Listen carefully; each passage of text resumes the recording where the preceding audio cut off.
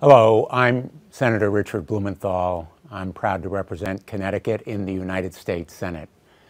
We are at a historic turning point for our country.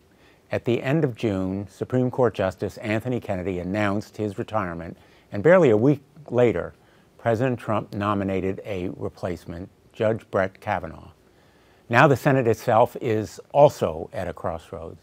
It's our constitutional responsibility, with the support of our constituents, to consider the next justice of the United States Supreme Court, the highest court in the land, a branch of government that will shape the law and culture of this country for generations to come. All of us will have to answer to history.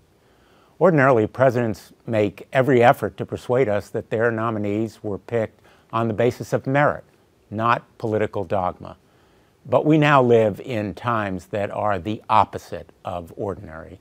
This president, in a dramatic departure from his predecessors, set extreme ideological litmus tests for this Supreme Court nominee.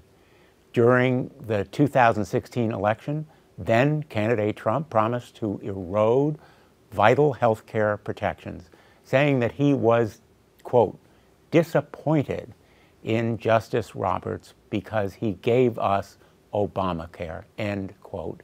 And when asked whether being pro-life is a litmus test for his Supreme Court nominees, he said, quote, it is, end quote.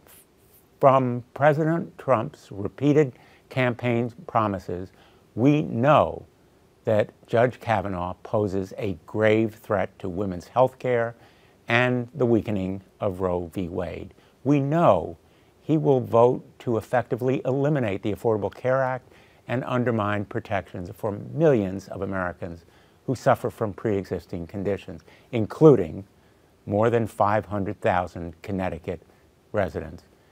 We know all of this in part because Judge Kavanaugh's records reveals a deep hostility to both women's reproductive freedom and our country's healthcare system.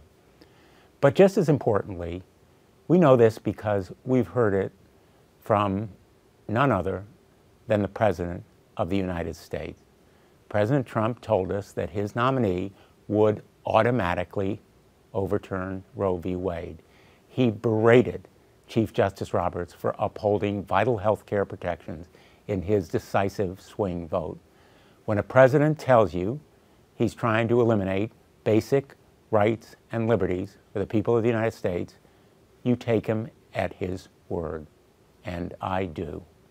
If President Trump's own words weren't evidence enough, he has also allowed himself to become a puppet of right-wing fringe groups, the Federalist Society and the Heritage Foundation, that have been trying to strike down Roe v. Wade for decades and working to undermine vital reforms to our health care laws since the very day they were passed.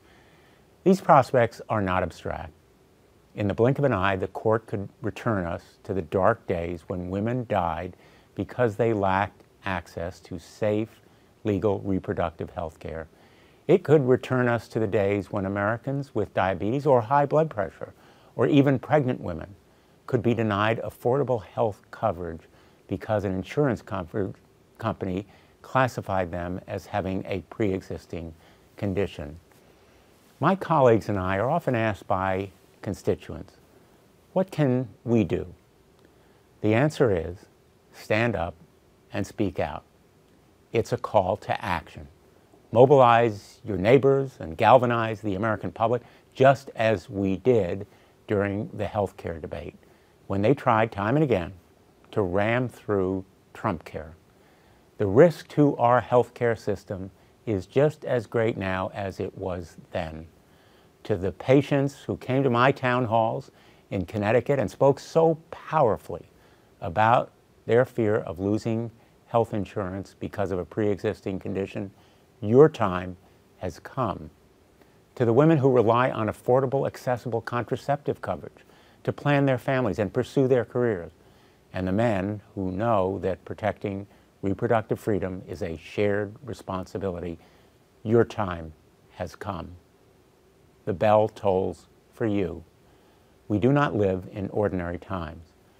We need extraordinary efforts to make sure that the United States Supreme Court remains faithful to the rule of law and our shared values. Thank you.